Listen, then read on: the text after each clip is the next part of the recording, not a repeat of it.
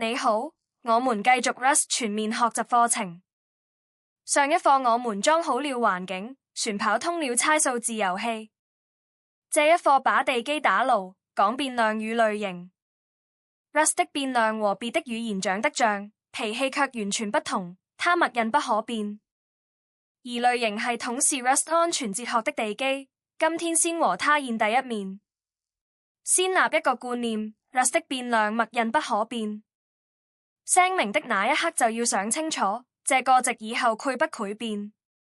潰變就明確寫密關鍵字，不潰變就讓它鎖死。好處很實在，編譯器替你盯住每一次賦值，想偷偷改，編譯器直接暴立，隱患根本活不到線上。一句話總列，別的語言默認可變，出了事再查。Rust 默認安全，想開權限必須明閱。來看代碼。用 let 聲明 x 等於5，再賦值6，編譯器立刻翻臉 error， 不可變變量不符二次賦值。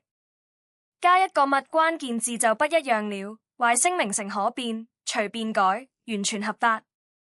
注意密的位置，寫在變量名前面，而且只有加了密的變量才有這個特權。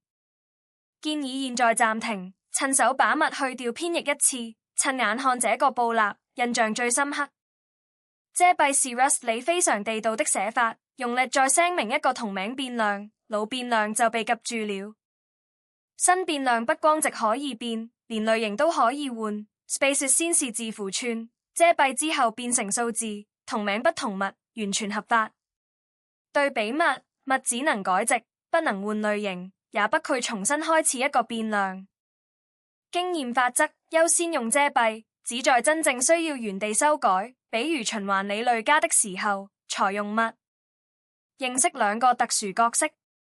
Const 常量在編譯器求值，必須標注類型，命名約定全大寫，比如 max points。Static 靜態變量有固定的內存地址，程序全程存活。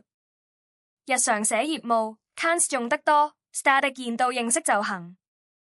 最後提醒， Const 和不可變變量是兩回事，一個在編譯期，一個在運行期，別混。標量類型第一族，整數。有符號從 i8 到 i128， 能裝正數和負數；無符號從 U8 到 U128， 只裝非負數。同樣的位寬，正數範圍翻倍。esize 和 usize 跟平台指鉗一樣寬，在64位機器上就是64位。做索引表達長度就用它們。類型太多記不住，不用背，記住默認算值是 i32，通用性最好，拿不準就用它。浮點數兩種 ，F64 雙精度是默認 ，F32 禪精度省內存。布爾布只有 true 和 false， 佔一個字節。最有意思的是 char， 它是4字節的 Unicode 標量值，一個漢字是一個 char， 一個螃蟹表情符號也是合法的 char。這和 C 語言的字節字符完全不同。處理中文的時候，你會感謝這個設計。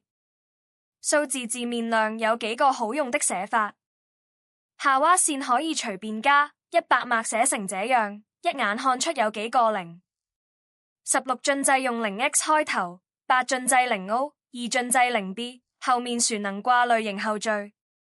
禪引號包一個字符，前面加小寫字母 b， 就是字節字面量，類型是 U8。這些寫法在別人的代碼裡很常見，看懂即可，不用背。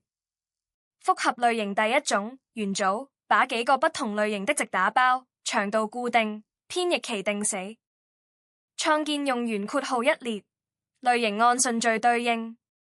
取值有兩種方式，解構，let 加圓括號，一次拆出3個變量，或者點號加下標，Tab.0，直接拿某一個。函數返回多個值靠的就是元組，後面天天用。數組同一種類型，固定長度，整個放在讚上，訪問飛快。寫法1，直接列出元素。寫法2，方括號寫類型和長度，右邊初始值加個數，一口氣填5個10。下標從0開始，點領拿長度。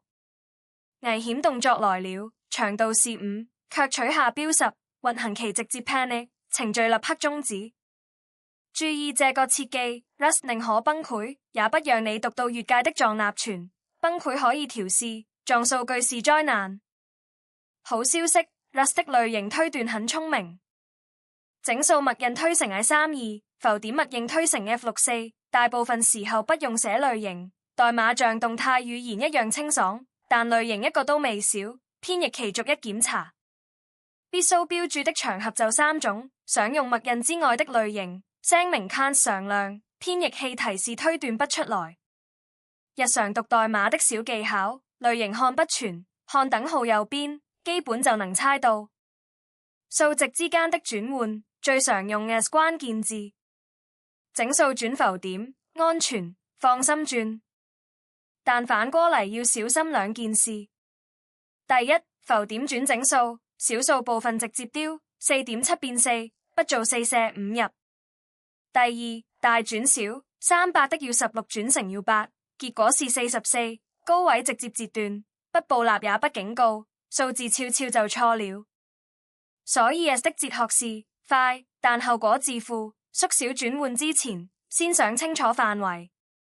最後是整數日出，行為分模式，要8最大255，再加1就日出了。Debug 模式下直接 panic， 報錯清清楚楚，bug 在開罰期就被找住。Release 模式為了性能不檢查，做回繞255加1，繞回0。想顯示控制有3個方法 ：wrapping 回繞、check 返回 absent、saturating 飽和停在最大值。列論：開罰期讓 debug 找日出，罰簿前想清楚邊界，拿不準就用顯示方法。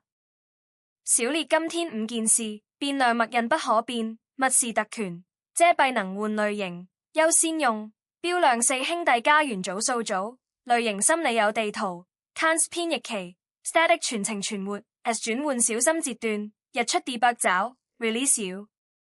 課後練習在章節 readme 的練習勾，每個都建議親手敲一遍。下一課函數與控制流，讓代碼開始有邏輯。我們下期見。